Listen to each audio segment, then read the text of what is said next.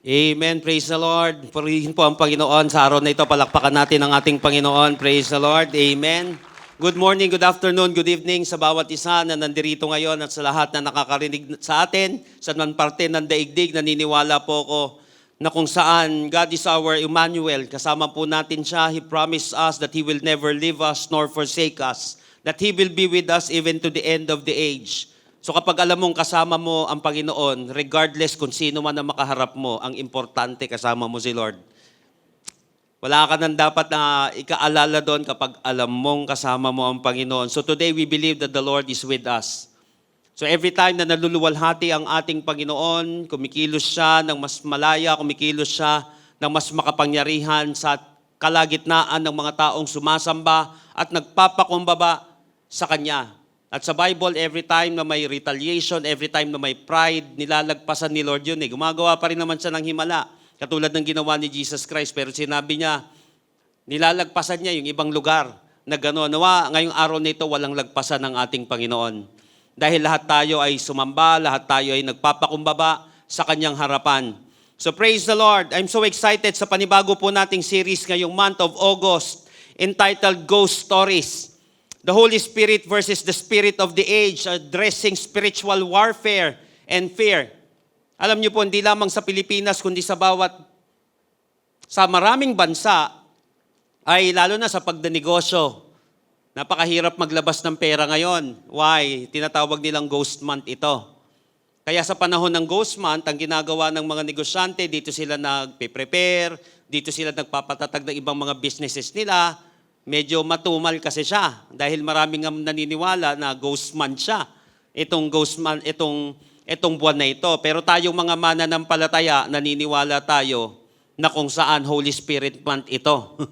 Na kayang kumilos ng Panginoon kahit na tinatakot ng demonyo, tinatakot ng mga masasamang spirito, mga mananampalataya, even the spirit of this world, na nililimitahan tayo, naniniwala tayo that the Holy Spirit is still unlimited. We believe that we have Jesus who is unlimited. Walang iba kundi ang ating Panginoon na kung saan hindi malilimitahan ng maging anumang kapangyarihan sa mundong ito. But still, alam niyo po ba that the greatest victory is not avoiding the battle, but winning the battle. Ang pinakamatinding tagumpay ay hindi ang pag-iwas sa bawat laban na kinakaharap natin sa ating buhay, kundi ito ay mapanalo ang laban. Marami po ang mga tao ang umiiwas sa spiritual warfare. Pero ang katotohanan, hindi tayo tinawag ng Diyos para tumakas, kundi para tumayo. Hindi para mag-retreat, kundi para mag-stand. Hindi tayo tinawag ni Lord para maging duwag sa kalaban.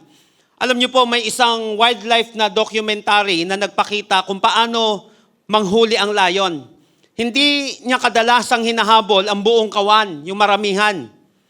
Ang target niya, yung mahina, yung hindi makakatakbo ng mabilis. Ang target ng lion ay yung mga distracted, yung mga naliligaw, yung mga nalilito. At ang target ng lion ay yung hiwalay sa grupo. So kapag nakahiwalay na ang biktima, madali na itong lapain ng kalaban. Kaya nga pagdating dun sa lost na chapter, sa Luke chapter 15, di ba? May parable of the lost son, may yung mga parable of the lost na ito. May parable of the lost sheep. Tapos sinanap ni Lord yung isa. Iniwan yung marami. Hindi dahil sa wala siyang pakialam sa marami. Kasi yung marami, hindi madalas atakihin ng kalaban. Yung mag-isa ang inaatake ng kalaban. Yung mahihina, yung lito, yung mag-isa. Kaya nga isolation, tandaan natin, is the gateway to destruction. Madalas kapag nag-isolate ang mga tao, ang mga mananampalataya, pansinin mo, doon umaatake yung mga thoughts na hindi magaganda, doon umaatake yung kalaban.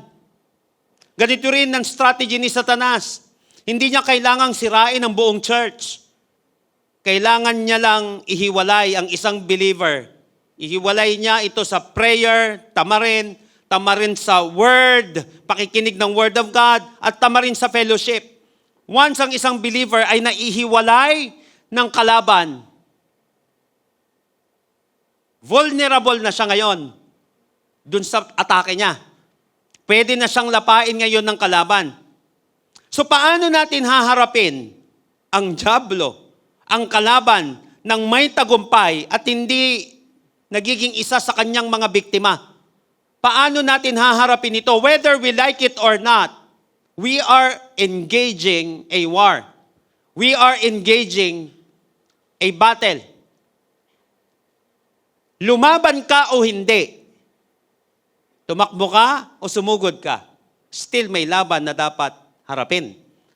Ang katotohanan, tayo ay nasa isang gera. Kahirapan, buhay, gera yan eh. Relationship, family, negosyo, may gera lagi dyan. Kaya nga hindi basta-basta nag-arrive ang isang tao sa kanyang victory ngayon nang wala muna siyang gera na pinaglabanan. Kaya nga napaka-importante na malaman natin na tinawag tayo hindi para umatras, kundi para lumaban. Kaya lang, paano natin haharapin ngayon ng kalaban ng may tagumpay na hindi magiging biktima na isang biktima na naman tayo ng kalaban? I want you to open your Bible with me in 1 Peter chapter 5.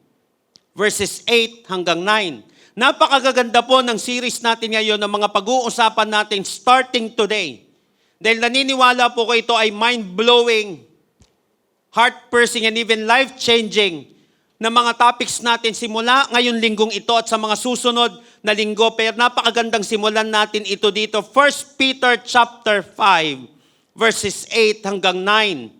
Sinabi dito ni Apostol Pedro, "Be alert and of sober mind. Your enemy, the devil, prowls around like a roaring lion looking for someone to devour. Resist him. Stand firm in the faith because you know that the family of believers throughout the world is undergoing the same kind of suffering." Isinulat po ni Peter ang verses na ito sa mga Christians na dumaranas o dumadaan ng persecution. So napaka-importante, kaya ito ay letter po siya, parte siya ng epistle. So napaka-importante, di ba? Lagi ko po binabanggit, kapag nag-i-interpret ng Bible, kapag ikaw ay nanonood ng sine, ng pelikula, kapag ikaw ay nagbabasa, napaka-importante para maintindihan natin siya. Kinakailangan, we must first determine the literary genre ng binabasa natin. Kasi hindi pare-pareho yung literary style ng sumulat. Sa bawat style ng pagsusulat, may tamang pagbabasa rin.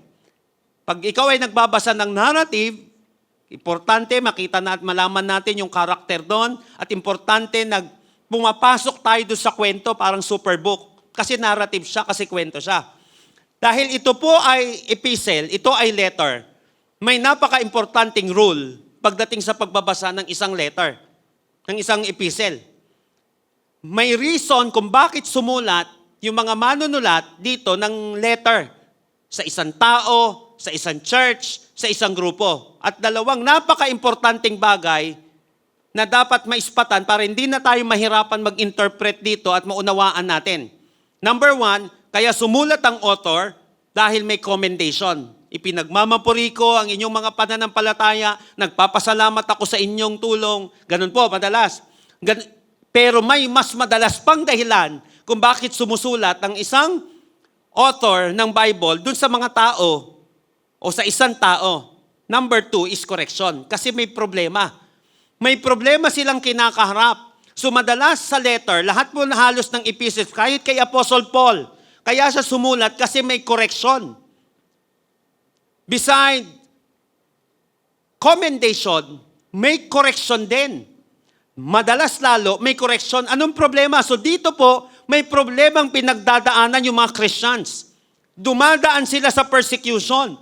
So madali na umatras yung mga mananampalataya, madaling sumuko yung mga mananampalataya dahil sila ay dumadaan sa pagsubok. So kinakailangan magpadala ng letter. Yung isang leader para mapalakas, maturuan, ma-warningan yung mga mananampalataya, ma-prevent din yung kanilang pag-atras, yung kanilang pagkatalo. So hindi sinabi dito ni Apostle Peter na relax. Take it easy. You're still young. Wala po siyang sinabi dito na mag-relax lang kayo. Mag-relax lang kayo. Hindi niya sinabi din dito na ignore the devil. Hayaan niyo yan. Ang sinabi niya po dito, verse 8, be sober and vigilant. So hindi tayo dapat mabuhay sa takot, pero dapat tayong mabuhay sa tamang paghahanda. Be sober and vigilant. Kaya ang tanong natin ngayon, how can we face the devil victoriously without living in fear? How can we face the devil victoriously without living in fear? So join me in our message today entitled Face Off. Sabi nga po natin, Face Off. How to face the devil victoriously. Paano natin haharapin ang kalaban victoriously? Apostle Peter gives us 3 powerful commands. Sabi nga po natin, power. So dito, binigyan tayo ng matinding kapangyarihan eh. Pero napakatindi rin ng dapat natin gagawin. Napakaganda nito. Dahil starting today, kapag napakinggan mo ito, may matindi ka ng panlaban sa demonyo. I don't know kung ano yung mga attacks niya sa atin ngayon. Kung ano yung mga pananakot na ginagawa ng kalaban. Kasi talaga naman, may mga nakakatakot na sitwasyon at dito makikita natin anong katotohanan ng laban. At paano dapat tayo lumalaban bilang mga mananampalataya. So whether we like it or not, we are living in a war. In a war zone. Whether we like it or not, we must engage. Kinakailangan talaga, no choice tayo kundi lumaban kung gusto nating mapanalo ito. Kaya lang ang tanong, paano natin haharapin ang kalaban na kung saan naniniwala tayo na tayo ay magtatagumpay? Sino na po ang ready at excited na magtagumpay ngayong araw na ito? Magsabi po na malakas na amen. Number 1, makikita po natin ito in verse 8a. Number 1 is be sober. Be sober. We must control our mind. Tingnan po natin na verse 8. Sabi dito, be sober and vigilant. Pero yung unang binanggit dito is be sober. Napaka-importanting command po ito. Alam niyo po ba yung salitang sober dito ay mula sa Greek word na neipho. Etong neipho na ito, nung sinabing ni Apostle Peter na be sober, ang ibig sabihin nito, to be self-controlled. Mentally alert, spiritually clear. Banggit ko po kanina ng introduction natin, ayon sa documentary, nagkaroon ng documentary sa mga hayop sa wild, di ba? Ang inahanap ng lion, nalalapain niya yung mga lito. Yung mga nalilito. Di ba ganun din yung mga buhaya kapag nalilito sa kalsada? Madaling ano yun. Mahuli yun, di alam, ano magagawin? Kakaliwa ka ba? Kakanan ka ba? Didiretso ka ba? Ano bang gagawin? So ano ka na agad? Vulnerable ka na agad. Victim ka na naman. Dito. Kasi pwede talagang, sa totoo lang, pwede din naman talaga tayo magkamali nun. Kaya sinabi dito, be sober, neipho, mentally alert, spiritually clear. Ano pa? Free, listen to this, from intoxication. Ibig sabihin, huwag kang lalasing-lasing. Hindi lang sa alak to, kundi sa anumang pagkalabo ng isip. Makinig pong maigi dito. Nung sinabing be sober, free from intoxication, ibig sabihin, huwag kang gagawa ng isang bagay na ikalalabo ng isipan mo. So ang laban kay Satan ay nagsisimula sa isip. Kaya be sober yung sinabi niya dito. Kung gusto natin mapanalo ang isang labang, be sober. Be self-controlled, mentally alert, spiritually clear, free from intoxication. Kaya nga bago tayo humarap, bago ka gumawa ng isang desisyon, napaka-importante, huminga-hinga ka muna. Kapag ikaw ay napipressure, nalilito ka. Di ba ganun madalas sa kalaban? Kapag nalilito ka, pinipressure ka, kahit magaling pag ginalit ng kalaban yan. Kaya nga may mga sports psychologists ngayon. Kasi ginagamit na atake yan ng kalaban, ng opponent, na lituhin ka, galitin ka. Pag nagalit ka, tandaan natin, when you are too emotional, you will become irrational. Kapag masyadong emotional ang isang tao, nagiging irrational siya, nakakapagsalita siya, nakakakilos siya na kung saan hindi tama, at doon na umaatake ang kalaban. Kaya nga ang laban kay Satan ay nagsisimula sa isip. Kaya dito inuna niya, be sober. Kaya nga hindi po aksidente na sinabi ni Peter, ang be sober, listen to this, bago niya binanggit yung devil. Be sober muna yung binanggit niya bago yung word na devil. Why? Dahil kapag magulo ang isip, madaling makapasok ang deception. Alam niyo po ba na number one na dahilan kung bakit bumibili ang isang mamimili, hindi niya ginagamit una ang kanyang logic. Ang tool na ginagamit, ang dahilan kung bakit bumibili ang isang tao because of emotion. So pwedeng gamitin ito in a right way at pwede rin gamitin ito ng kalaban. Pagdating sa sales, nagde-decide kasi ang isang tao. So wag mo agad kung ano-ano mga technicalities ang ibibigay mo. Hindi bibili tao dyan, agad yan. Unang dahilan, karamihan ng mga mamimili, bumibili, ginagamit nila emotion nila. Paano kung mali? Kung tama, okay. Paano kung mali? Kasi kapag emotional tayo, madaling makapasok ang temptation. Madaling makapasok ang deception. So kapag careless tayo, madaling makapasok ang distraction. So ang battlefield ni Satan, kadalasan, mindset muna, bago lifestyle.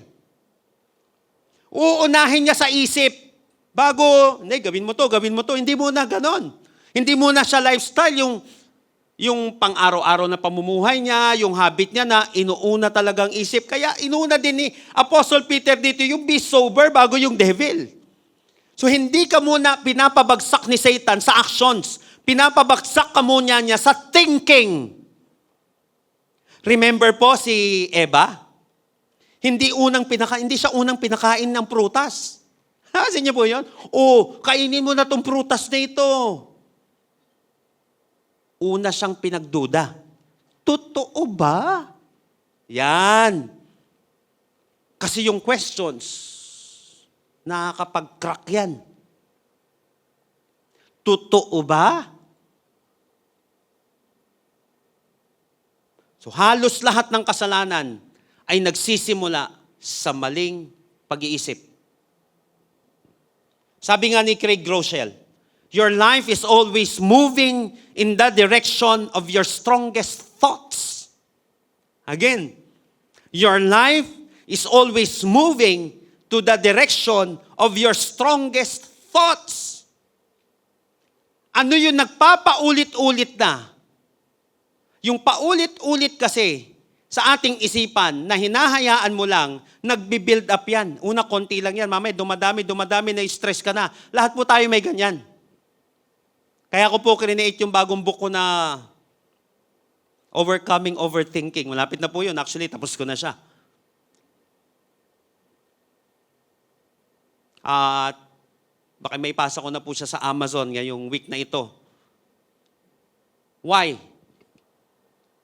Napaka-importante po kapag nagbi-build up na yan, paulit-ulit na yan sa ating isipan, napaka-importante kung anong gagawin mo na susunod.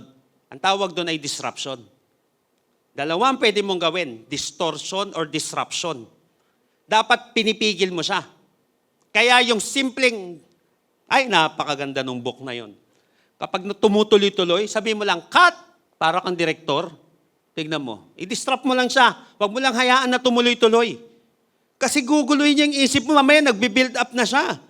The enemy understand that if he can control your thoughts, he can eventually influence your choices. Totoo ba? Maliwanag sa kalaban na kapag nakontrol niya na ang isipan natin at hindi natin dinidisrupt yun ng katotohanan, ng salita ng ating Panginoon, eventually, mai-impluwensyahan niya na yung mga choices natin. Naintindihan ka naman ni Lord John. Minsan, nagtutunog, napakabait ng kalaban. nagtutunog kakampi para mawasak niya yung buhay.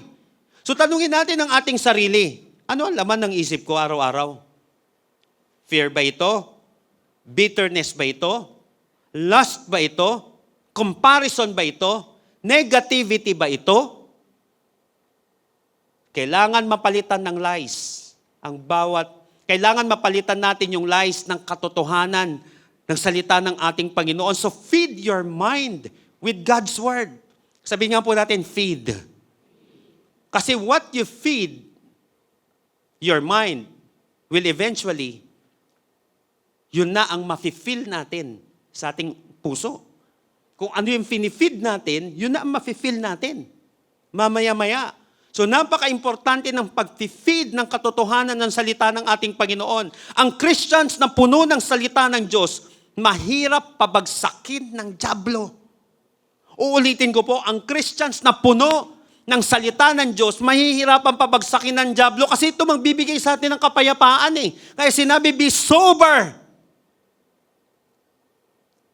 Guguluhin niya ang ating isipan. Lilituhin niya tayo. Hanggang sa makontrol niya na ang ating isipan. Pag nakontrol niya na ang ating isipan, mas madali niya tayong linlangin sa mga choices natin. Madali niya na tayong i-direct sa gusto niya. Kaya napaka-importante ng quiet time. Nakuha po natin kasi pag gulong-gulo na yan, may ang dami ng sinulid sa isipan natin, nag-overthink na tayo, nagkakasapot-sapot na yan, nagkakatali-tali na yan. Kinakailangan, teka lang, huwag kang hatak ng hatak. Napansin niyo po yung sinulid? Ganun po isang example ko dun sa libro ko na overcoming overthinking. Yung sinulid na nagkaganong-ganon na, tapos hinatak-hatak mo lalo na nagkagulo-gulo. Instead na hatakin, tumahimik ka, tignan mo kung sa'yo nagkabuhol-buhol dito. Mamaya kahit mahirap, mamaya naiayos mo na siya. Kaya ganito sinabi ni Apostle Peter dito, be sober. You have to control your mind. Kailangan may control itong isip na ito. At madali mo mapaglabanan ang kilos ng kalaban. Number 2, paano natin mapagtatagumpayan ang mga laban? Paano natin haharapin ang kalaban, ang demonyo, victoriously? Number 1, be sober. Number 2, be watchful. Sabi nga po natin, watchful.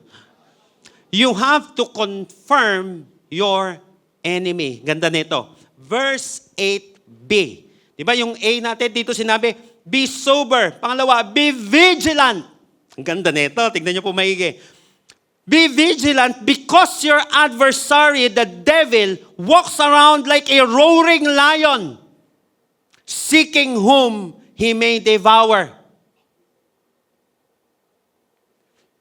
Because your adversary, the devil, walks about like a roaring lion, seeking whom he may devour. Be watchful. Confirm your enemy. Alam niyo po ba yung salitang vigilance sa Greek ay Gregoreo. Ang ibig sabihin nito ay stay awake. Stay alert.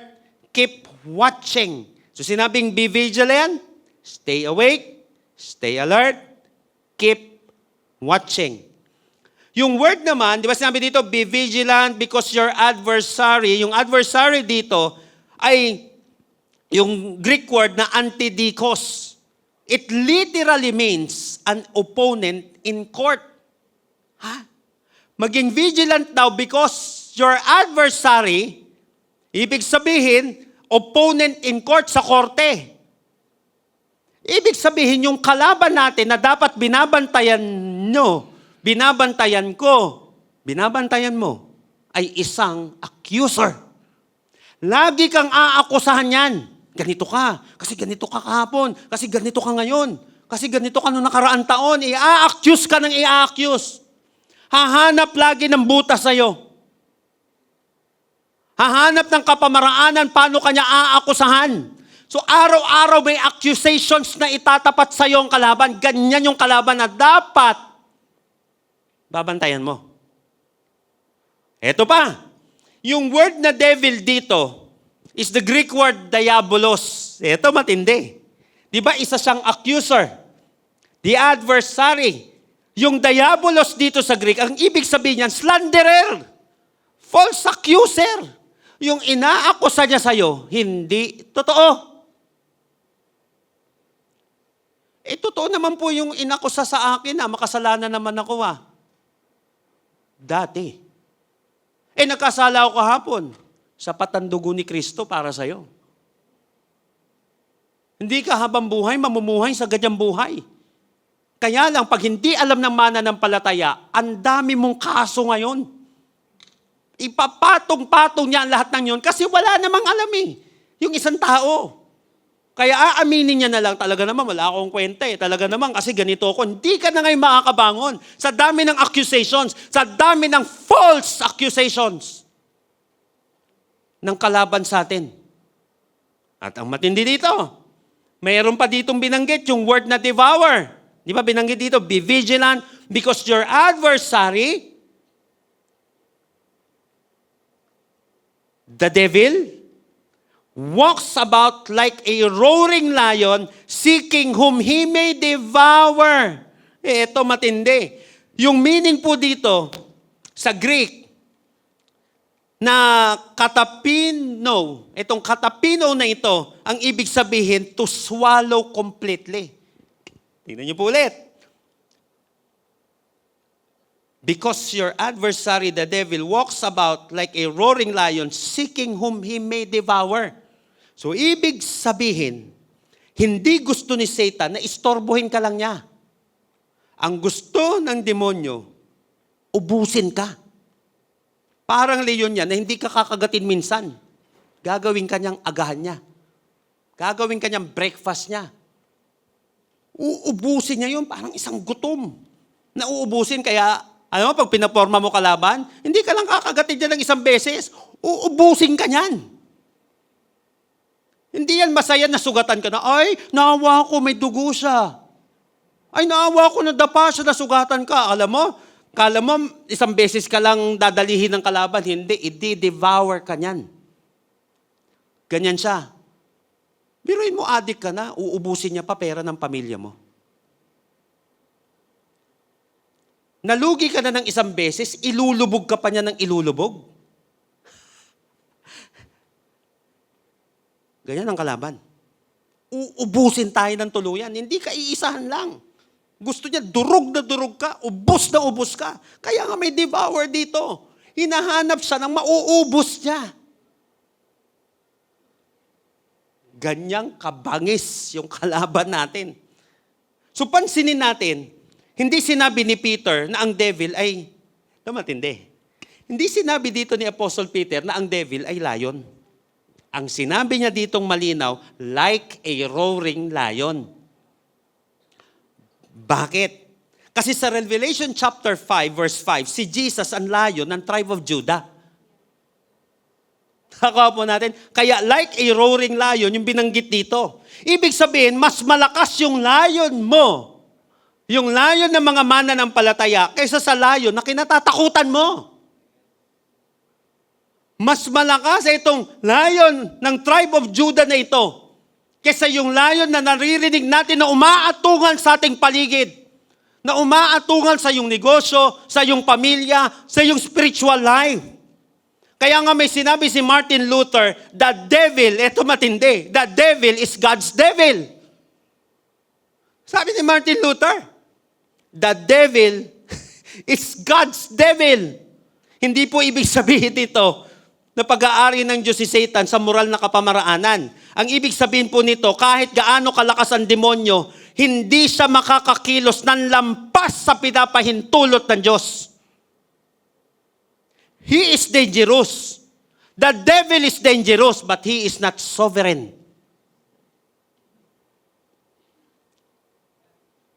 Yes, hindi ko minamaliit yung kalaban. May kapangyarihan talaga. Angel yung mga yan fallen angel nga lang. Pero still makapangyarihan sila. Pero hindi ko rin sila masyadong pinagmamalaki. Dahil mas malaki yung Diyos natin kaysa laki ng atungal at bigat ng atungal, lakas ng atungal ng kalaban, mas malaki ang ating Panginoon. Amen po ba? Come on. Malakas na papuri sa ating Panginoon. He is dangerous but He is never sovereign. Meaning, limitado ang kaya niyang gawin. Hindi siya all-powerful. Kapag may nakatapat sa three omnis ni Jesus Christ, pagdating sa theology, ito yung attributes ng Diyos na hindi kailanman ma-share sa tao. Kaya sa Diyos, dahil sa attributes na ito. Kapag na-share niya sa tao ito, o kaya kantino man, madami na silang Diyos. Pero dahil walang pwedeng tumapat dito sa three omnis na ito, ano yon? Omnipotent. Ibig sabihin siya ay all-powerful. Omniscient. Ibig sabihin siya ay all-knowing.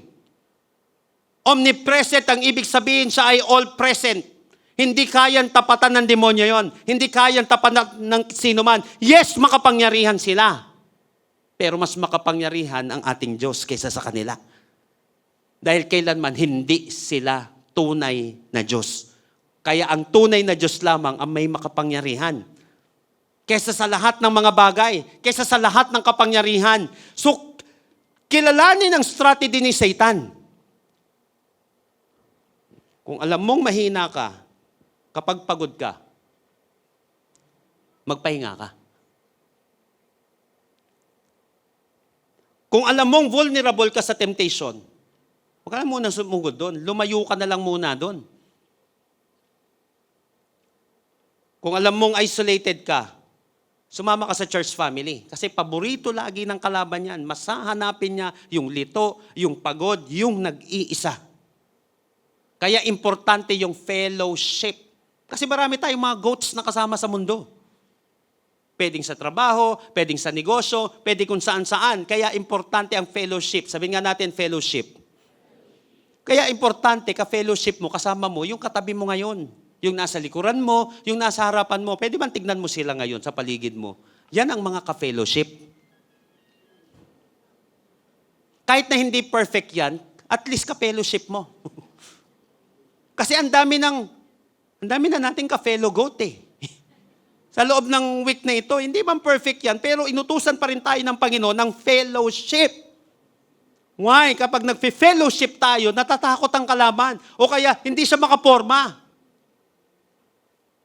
Ang haharapin niya ngayon, yung nakahiwalay. Kaya parable of the lost sheep. Yun ang hahanapin niya. Yun yung, alam mo yun, yung dudurugin niya ng kalaban. So awareness, listen to this very carefully. Awareness prevents casualties. Kinakailangan maging aware tayo. Kaya nga be watchful. We have to confirm our enemy. Sino ba yung kalaban natin? Kaya nga sinabi dito, be vigilant. Sino yung kalaban natin? Accuser yan. I-accuse ka niyan. Tapos ang tindi, punong-puno siya ng maling pag-accuse. Diabolos. At yung kalaban natin na ito, kinakailangan malinaw sa'yo na uubusin ka niyan. Uubusin tayo ng kalaban, yung lunod ka na, lalo ka pang ilulublob, sugatan ka na, lalo ka niyang uubusin. Ganito yung kalaban. Kaya maraming mga tao, akala nila ganun lang yung kalaban, iisahan lang sila. Hindi, dapat you have to confirm your enemy. Be watchful, kasi pag inumpisahan ka niyan, tatapusin ka talaga niyan. Ilulubog ka niya ng ilulubog, wawasakin ka niya ng wawasakin, lalamunin ka talaga niya sa isang bagay, sa isang bisyo. Biruin mo. Nakahanap na po kayo ng isang mahirap na tao, wala daw siyang pera, pero inuubos niya sa bisyo yung pera niya. Akala ko ba mahirap ka? Akala ko ba wala kang pera? Ba't may pera ka sa bagay na yan? O, sabi na eh. Ubus na, uubusin pa. Pag wala na, itutulak ng kalaban, gumawa ng kung ano-ano hanggang sa lumubog siya ng lumubog. Hindi na makawala sa ganung bagay. Ganun yan. Humahanap siya ng mga tao na mauubos niya, na madedevour niya. Kaya nga, napaka-importante ng awareness. Sabihin nga natin awareness. Dapat aware ka kung sino kalaban mo. Napaka-importante ng awareness. Sino ba yung kalaban ko para alam natin kung paano natin siya haharapin. Last but definitely not the least. Paano natin haharapin ang kalaban ng matagumpay, na hindi tayo kakainin ng takot, na hindi natin siya inaatrasan? Number 3 is be steadfast. Be steadfast. Makikita natin ito in verse 9. Conquer through faith. Tingnan niyo pong maigi, yung verse 9. Ganda nito. resist him steadfast in the faith, knowing that the same sufferings are experienced by your brotherhood in the world. Be steadfast. Ang paghaharap pala sa kalaban, ito maigi. Tignan po natin maigi. Sabi dito, resist him. Yung word na resist po sa Greek, ang ibig sabihin nito is to stand against. To oppose firmly. Dapat malinaw sa atin, mga mananampalataya, na dapat opposition tayo ng kalaban lagi. Hindi tayo mag-aakto, nakakampi niya. Dapat malinaw na ako ay parte ng oposisyon ng kingdom of darkness. So hindi sinabi, nahahabulin ang devil. Ang utos, stand your ground. Resist him, steadfast in the faith. Alam niyo po yung word na steadfast sa Greek, ang ibig sabihin nito, dapat solid, firm, immovable. Ibig sabihin, ang victory ay hindi nasa dami ng emotions, kundi nasa tibay ng faith. Sabi dito resist him, steadfast in the faith. So hindi pwede, listen to this very carefully, yung nire-resist natin yung kalaban, pero hindi tayo steadfast sa faith. Hindi ka solid dun sa faith mo na pinaniniwalaan mo. Once na ikaw ay nagre-rebuke, nagre-resist ng kalaban, dapat malinaw sa'yo, walang kwenta yung kalaban na yan compared kay Lord. Para kapag ikaw, yung alam mo, in Jesus' name, naku, ayaw lumayas, in Jesus' name, ayaw lumayas. Mami, ikaw na lumalayas. Kung ikaw lang, lumayas ka. Kaya lang, ginagamit mo yung pangalan ni Jesus eh. Dapat siyang takot sa'yo. Dapat siya lumalayas. Bakit ikaw? Kaya nga sinabi dito, be firm, steadfast in faith. Kaya nga hindi paramihan, palakasan ng sigaw. Although pwede rin namang gamitin yon, pero dapat nasa tibay ito ng pananampalataya. Pananampalataya kung gaano mo kakilala ang ating Panginoon. Kung gaano mo kakilala si Lord sa bawat pages ng Bible, kasi yun ang ipantatapat natin sa Kanya, it is written. So sa bawat kalaban, bawat laban, bawat accusation ng kalaban sa iyo, dapat may it is written ka. Dapat lagi ka may itatapat sa Kanya. Kaya sinabi dito, be steadfast in the faith. Importante ang pananampalataya. At napaka-importante, sinabi sa Romans chapter 10, na napaka-importante ng salita ng Panginoon para sa ating pananampalataya. Because faith comes by hearing and hearing the Word of God. Napansin nyo, every time na ikaw ay nakakarinig ng salita ng Panginoon, nadadagdagan yung faith mo. Once nadadagdagan yung faith mo, ready to fight ka na. Pag umatake ang kalaban, parang wala sa'yo yung atake. Hindi ka lumalaban. Lumalaban ka nga kaya lang hindi ka napupuruhan ng kalaban. Bakit? Because of faith. Kaya nga ang gagawin ng demonyo para hindi lumakas ang faith mo. Di ba? Faith comes by hearing and hearing the Word of God. Romans chapter 10. Ang gagawin niya, huwag mong pakinggan yung Word of God. So habang nag-church ka, nanonood ka ng NBA. So habang nag-church ka, tulog na. Tulog mo na yan. Pikit mo, tulog mo. Kunyari, umatin ka ng church, tulog mo lang.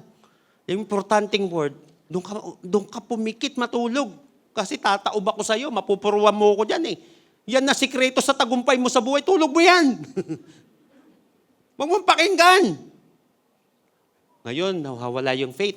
Hindi dagdagan yung pananampalataya. Ang pagre-resist kasi sa kalaban, sabi dito, steadfast in the faith.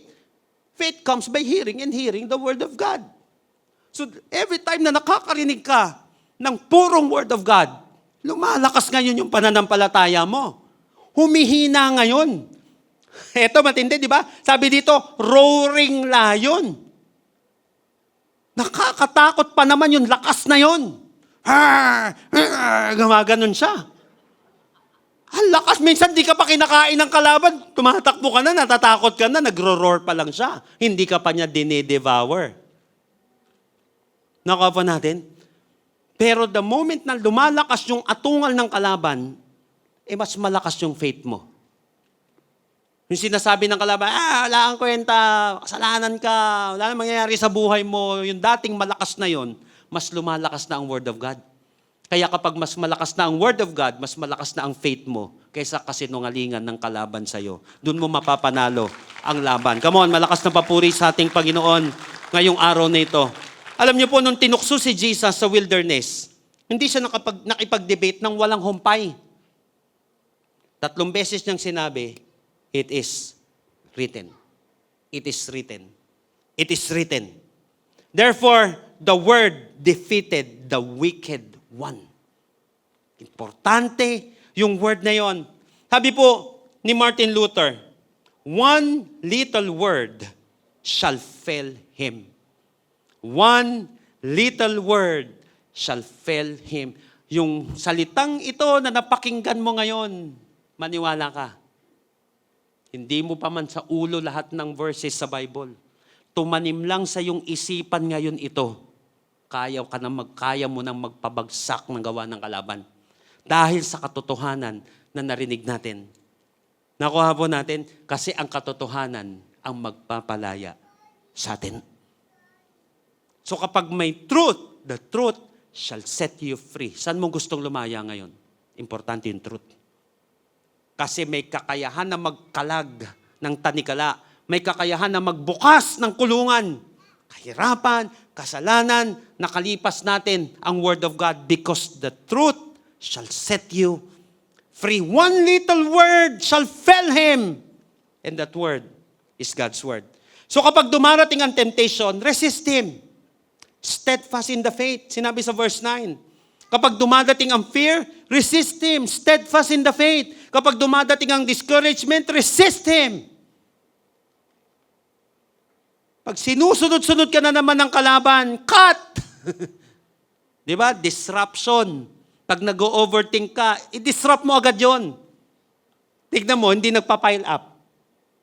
Mamaya tumitigil. Tapos maglagay ka na ng word. Umawit ka ng awitin na nakakapagbigay ng kaluwalhatian sa ating Panginoon. So hindi mo kailangan maging perfect. Kailangan mo lang manatiling faithful. Because faith is not the absence of attack. Again, faith is not the absence of attack. Faith is refusing to surrender. Ang tao may pananampalataya, hindi big sabihin nito, wala nang atake na mangyayari sa atin. Yes, tayo nga'y nasa war eh.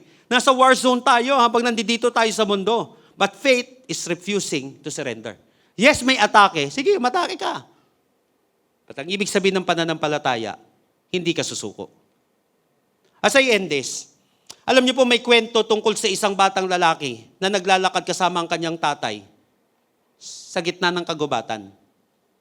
So habang naglalakad sila ng kanyang tatay sa gitna ng kagubatan, bigla pong may umalingaw-ngaw na malakas na ungol ng isang mabangis na hayop.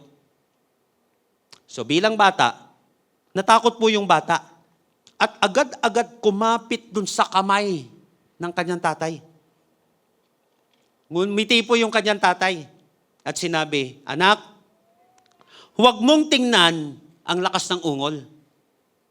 Tingnan mo kung sino ang kasama mo. Tingnan mo kung sino ang kahawak kamay mo. So habang magkahawak sila ng kamay, although nagpapatuloy ang malakas na ungol, nagpatuloy po silang maglakad hanggang sa makalabas sila ng ligtas. Ganito rin po sa buhay Kristiyano. Oo, malakas ang dagundong ng kalaban. Totoo ang spiritual warfare. Ngunit ang ating pag-asa ay hindi nakasalalay sa ating lakas, kundi sa presensya ng Diyos na kasama natin. Nakadepende ito sa tagumpay ng ating Panginoong Jesucristo. Ang dyablo ay maaaring mag-roar ng napakalakas. Takutin ka. Ang daming mga accusations na hindi lang bulong. Nilalaksan niya pa na nilalaksan sa puso't isipan mo. Lalakasan niya ng lalakasan. Ngunit si Jesus, tandaan natin, ang nagwagi sa krus 2,000 years ago. At sinabi niya, it is finished. So ang ating tagumpay ay wala kung sino man tayo, kundi sino yung kasama mo. Kahawak kamay mo habang umaatungal na napakalakas yung kalaban. Habang ang daming accusations ng kalaban, sino ang kahawak mo? Kaya nga, again, sinabi ng tatay, huwag mong tignan ang lakas ng ungol. Tignan mo kung sino ang kasama mo. So ngayong linggo, huwag kang mabuhay sa takot, mabuhay ka sa katotohanan. Kapag may tukso, be sober. Control your mind. Kasi ang malinaw na isipan ay mahirap linlangin ng kalaban. Disrupt mo, devotion ka, makinig ka ng word, pumayapa ka. Be sober. Bawat atake, napansin mo, mas lalong lumalala minsan ang laban sa pamilya, sa relationship. Why? Pag wala na nag-iisip. Napansin nyo, tumatindi yung sunog sa relationship. Tumitindi yung sunog sa pamilya. Tumitindi yung sunog sa negosyo. Banatan ng banatan. Wala na nag-iisip. Pero kapag may isang huminto, nag-isip ng tama, doon nakakaisip ng solusyon. Pero pag hindi humihinto, gumugulo yung isipan kung ano-ano nasasabi, kung ano-ano nagiging desisyon. Open door na yun ngayon ng kalaban. Eto na, wasak to. Uumpisahan niya na yon. Kaya nga kapag may tukso, may matinding pagsubok, be sober, control your mind. Kasi ang malinaw na isipan, mahirap linlangin ng kalaban. Kapag may panganib, be watchful.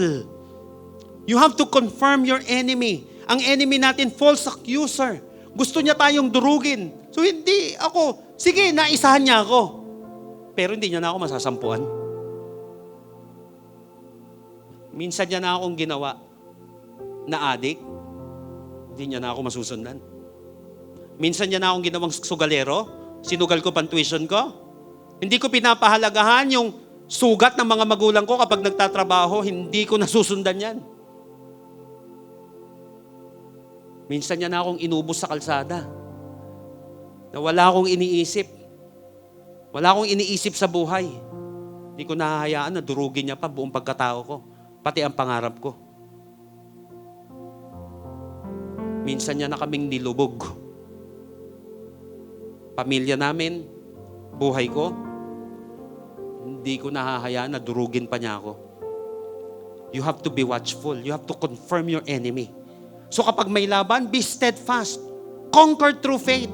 Because the fight must be fought with faith. Huwag kang tumalikod sa laban. Amazing people of God. Huwag mong talikuran ang laban. Face off with confidence because you are standing with the King of Kings and the Lord of Lords. Remember, the devil may roar. Ulitin ko, the devil may roar, but Jesus reigns. Umatungal na siya ng umatungal, i-accuse niya na lahat ng gusto niyang i-accuse sa'yo. Pero ang magre-reign pa rin sa atin, walang iba, kundi ang Panginoong Sokristo. Dahil hindi hari ang salita ng kalaban. Hindi hari ang salita ng demonyo. Ang hari natin, walang iba, kundi ang nagtagumpay na ating Panginoong Sokristo. Yun lang ang pakikinggan natin. Wala nang iba. Kaya kung si Kristo ang kasama mo, hindi ka lamang survivor. Romans 8:37, you are already more than a conqueror through Him who loved you. Titin ko, regardless ng lakas ng atungal ng kalaban, ang importante, sino ang kasama mo. Kapag kasama mo si Lord, maitatawid mo ang bawat laban ng matagumpay. Tayo pong lahat ay tumayo if you can stand in the presence of God today. I want you to close your eyes ngayong araw na ito. Ikaw lang sa si Lord. Bigay mo na ito kay Lord. Kumusta yung mga boses? May atungal ka ba? May mga roar ka bang naririnig? Lakas-lakas. Hindi ka na makakabangon. Ulit-ulit. Tatakutin ka niya. hanggang sa maparalyze ka. Kasi kapag may fear ka, mapaparalyze ka. At pag naparalyze ka, madali kang ubusin. Pero iba yung naparalyze ka, natumba ka, tapos kakainin ka ng buhay. Hanggang hindi ka na makabangon. Ano yung mga roars na yan? Na paulit-ulit na napakalakas. Hindi ka na makakabangon. Alam mo, wala kang kwentang tatay. Wala kang kwentang anak. Wala kang kwentang nanay. Wala kang kwentang lingkod ng Diyos. Ano yung malalakas na mga accusations na yan na paulit-ulit na ang plano ng demonyo ay i-paralyze ka. Di ka na makakabangon habang buhay ka ng lubog sa pagkakautang. Habang buhay ka ng lubog sa imoralidad. Pangit ng tingin ng tao sa iyo. Wala nang mangyayari sa buhay mo. Yan yung mga atungal ng kalaban. Na gusto ng kalaban na yan ang mas naghahari sa ating puso't isipan. Kaya ngayong oras na ito, in the name of Jesus, yes, the devil may roar, but Jesus reigns. Panginoon, balutin mo ang lugar na ito ng iyong presensya. If any one of you right now, matagal ka nang inuubos ng kalaban, but sino sa atin ngayon sinasabi mo, Lord, I want to submit my life to you. Kung meron dito, lubog ka, maybe this is your first time na in-invite sa lugar na ito. Hindi nagkataon na na-invite ka sa lugar na ito. Ito yung araw na kung saan gusto kang isalba ni Lord. Regardless of your past, napuruhan ka man ng kalaban, nais kang i-save, i-rescue ni Jesus ngayong araw na ito. At kung ikaw itong taong ito na sinasabi mo, Lord, rescue me. Ang bigat-bigat na nitong mga salitang ito, nitong mga paulit-ulit na ito sa aking puso't isipan, Lord, save me please. I know, Lord, na mas makapangyarihan ang pagmamahal mo, ang yakap mo, kaysa sa init ng atungal ng kalaban na gusto kong ubusin. If you believe that right now, and if you want Jesus to save you today, regardless of your past, alam mo, mahal ka ni Lord. At inihintay niya yung pagbabalik sa Kanya. Bibilang ako ng 3, itataas mo yung kamay mo na mabilis na sinasabi mo, Lord, save me. Help me, God. Are you ready? Lift up your hands. 1, 2, 3. Mananalangin tayo ngayon. Mabilis lang. But make it your personal prayer. Sabi ni Lord, sino man lumapit sa Kanya, hindi niya itatakwil. Sino man tanggapin siya at manampalataya sa Kanya, bibigyan niya ng karapatan maging anak ng Diyos. Ang sarap na ngayon tumawag na Father. Tay, tatakot po ako, Lord. Tawid mo ako, Lord. John 1:12, yet to those who receive Him, to those who believe in His name, He gave them the right to become children of God. Manalangin ka ngayong araw na ito. Sabayan mo kami sa panalangin. Sabi mo, Heavenly Father, I confess that I am a sinner and I need a Savior. I believe that Jesus Christ died for my sins and rose again to give me eternal life. Today, I repent of my sins and accept Jesus as my Lord and Savior. Thank you for your forgiveness, for making me your child, for giving me a brand new life. Fill me with your Holy Spirit. Help me follow you faithfully and use my life for your glory. In Jesus' name, Amen. Kung first time mo ipinanalangin ang panalangin ito na mula sa iyong puso, believe me, tandaan mo itong araw na ito. Dahil itong araw na ito, sinulat ang pangalan mo sa aklat ng buhay. Yet to those who receive Him, to those who believe in His name, He gave them the right to become children of God. John 1:12. Ngayon, marami mang sigaw ang demonyo, ang kalaban. Ang intindihin mo ngayon, sino yung tatay mo. You are a child of God. Sumbong ka sa Kanya. Humingi ka ng tulong sa Kanya. Lumapit ka sa Kanya. May maasahan ka sa Kanya. Mahal ka ni Jesus, magpatuloy ka. And for all of you, amazing people of God, amazing children of God, lapit ka kay Lord ngayong araw na ito. Anumang atungal ng kalaban na kung saan nagpa-pile up na sa iyong puso't isipan ngayong oras na ito, resist that right now. I-cut mo yung mga boses na yan. Father, in the name of Jesus, I pray for a sober mind right now. Lahat ng atake sa isipan ng mga mananampalataya ngayong araw na ito, we come against those words na hindi align sa word mo, Lord. In the name of Jesus, layas sa aming isipan ngayong araw na ito. Sa pangalan ni Jesus. Come on. Salamat po, Lord. Dahil sa panahon, Lord, aminin po namin, may panahon talaga natatakot kami, Lord. May panahon talaga, Lord, na nagwo-worry kami. Minsan, Lord, kahit anong pilit namin, may mga paulit-ulit na salita at tungal ng kalaban, Panginoon, na ina-accuse kami.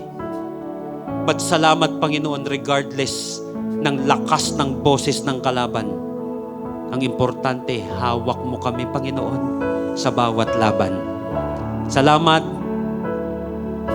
dahil kasama ka namin.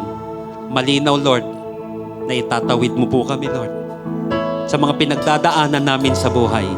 Ngayon pa lang, Lord, meron dito, Lord, pinagaling mo na instantly. Thank you, Jesus. Meron dito, Lord, dinisrupt mo na, Panginoon, yung paulit-ulit yung kanyang pag-overthink. Lord, may mga lumaya sa depression ngayong araw na ito, Lord. May mga pinagaling mo sa anxiety, Lord, ngayong araw na ito. May binigyan mo, Lord, ng pag-asa ng kapayapaan ngayon araw na ito, Lord. Meron dito, Lord, kinakalagan mo sa kahirapan sa pangalan ng Panginoong Hesus. Maraming salamat po, Lord.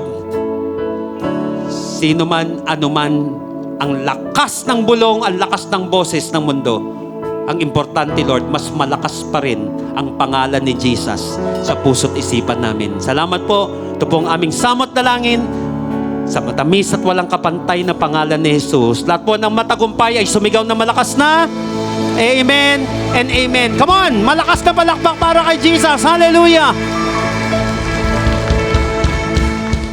Maraming salamat sa panonood ng Amazing Hope Church YouTube channel today. Kung na-encourage ka sa mensaheng ito, don't forget to subscribe sa aming YouTube channel at i-click ang notification bell para hindi mo ma-miss ang aming live services, Bible discussions at mga bagong messages. Gusto rin naming marinig ang iyong story. Mag-iwan ka ng comment sa ibaba at sabihin sa amin kung saan ka nanonood, kung ano yung nangusap sa puso mo ngayon at paano ka namin may papanalangin. At kung nais mong suportahan ang ministering ito, maaari mong i-click ang give button. Ang iyong suporta ay makakatulong sa patuloy na pagpapalaganap ng Ebanghelyo at pag-abot sa mas maraming tao sa buong mundo sa pamamagitan ng pag-ibig ni Kristo. God bless you and we'll see you in our next video.